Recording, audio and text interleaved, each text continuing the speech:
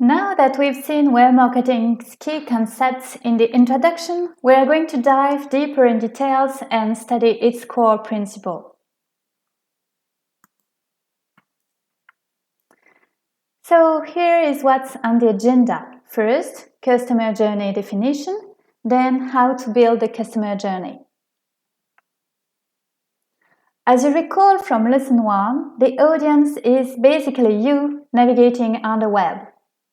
During your browsing, you are most probably exposed to many ads trying to grab your attention and make you visit another site or app than the one you are currently consulting. And this is precisely the key objective of acquisition. Literally make you go to the advertiser's place, site or app. This is just very similar to what happens offline. Commercials from offline retailers aim at making you visit an actual physical store in the hope that you'll buy something from them. Okay, let's assume that some people belonging to the targeted audience of the acquisition phase eventually reach the advertiser's place. As you might have guessed, paid digital channels are called paid for a reason. It can prove pretty costly. You can imagine that the advertiser wants to get the most out of the money that has been invested.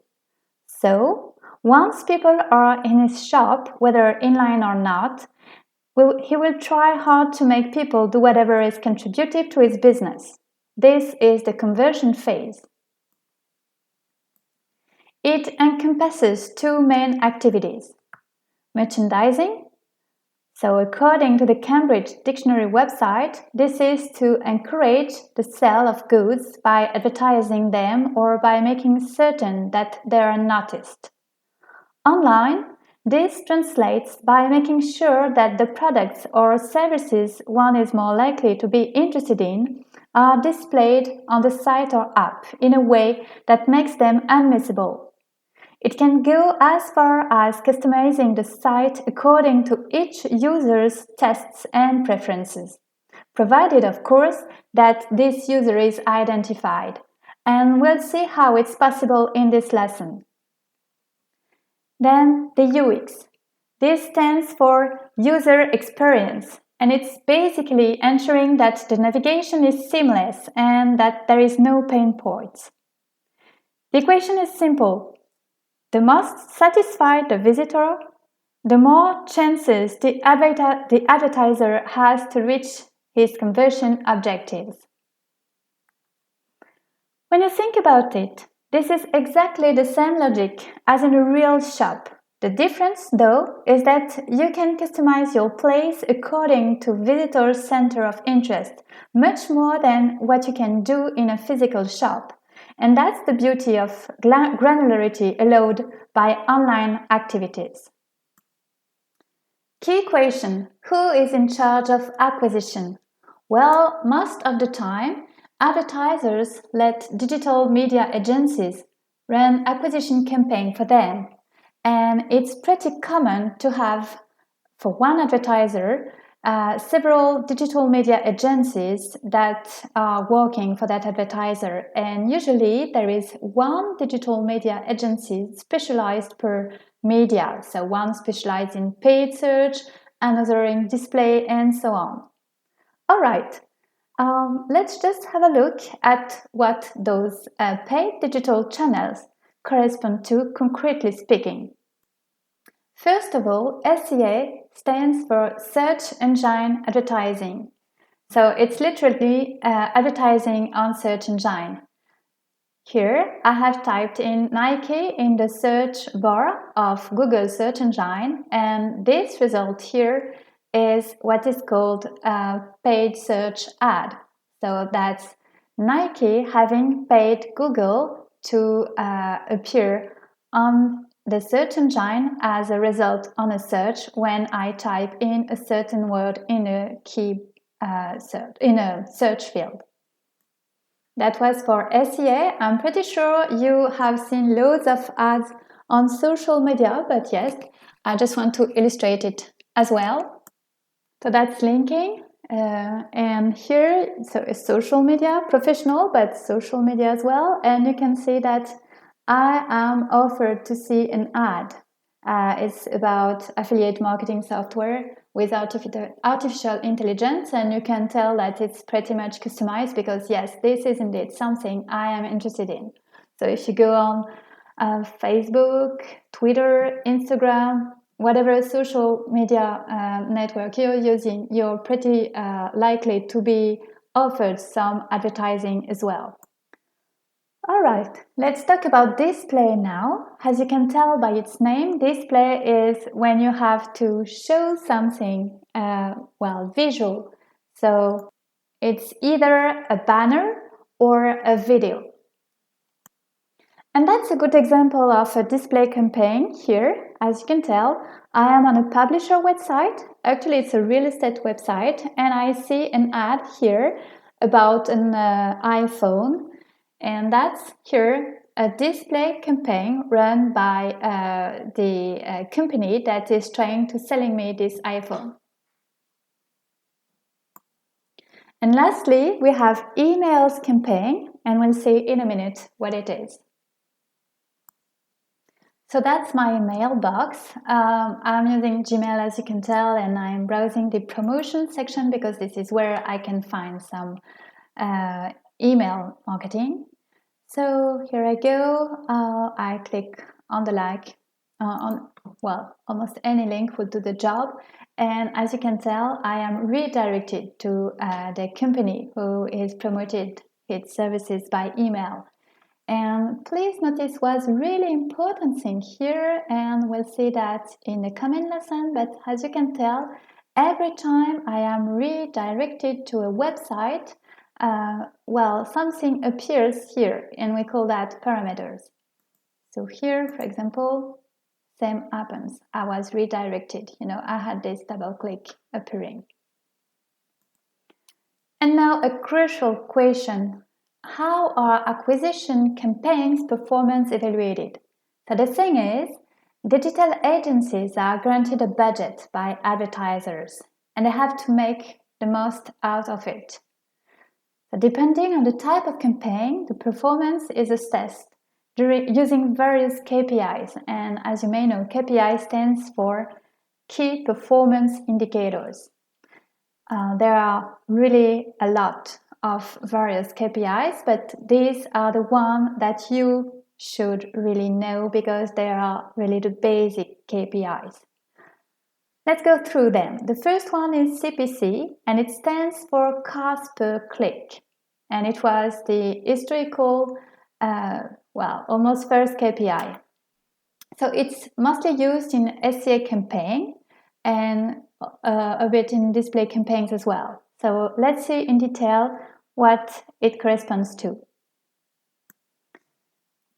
So if you recall, we performed a search on Nike on the Google search engine, and concretely, if I click here on this link, two things happen. The first one, I am being redirected to the Nike website, and you can tell here that there are some parameters, and this is something that we'll see next lesson, but just take notice of it. And the second one is that after the link is clicked here, Nike is being invoiced by the Google website. So CPC, each time someone is clicking on the link that is redirected or pointing to your site or app, you, the advertiser, are invoiced. Then we have CPM. It stands for cost per 1,000 impressions. It refers to the cost of displaying an advertisement 1,000 times, and displaying something is known as an impression. And this is mostly used in awareness display campaigns, so campaigns who aim at making a brand or a product just known, not necessarily bought, but just known, so that people know that this product or service is available on the market, that it exists, basically.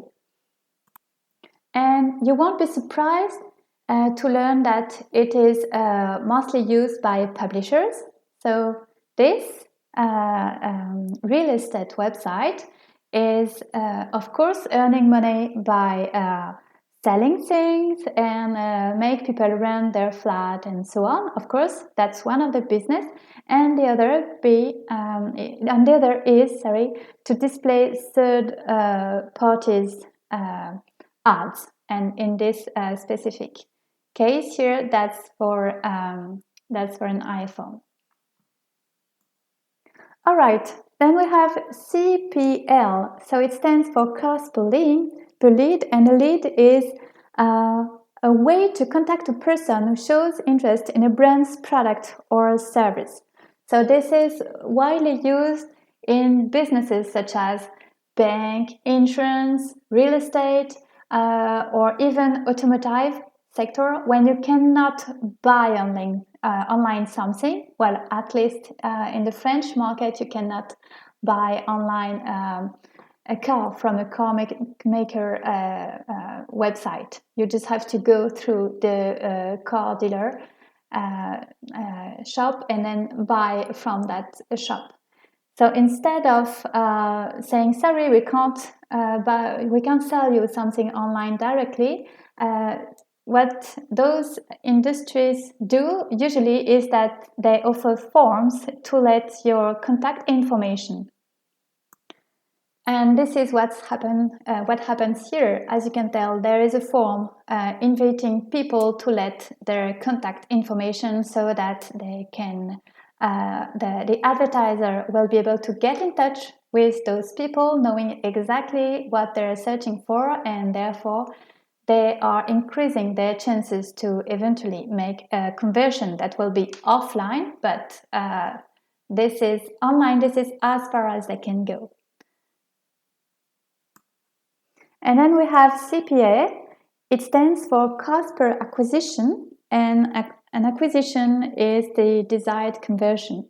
So the most obvious example is an online purchase. We've seen who is in charge of acquisition, but one can ask the question, who is in charge of conversion?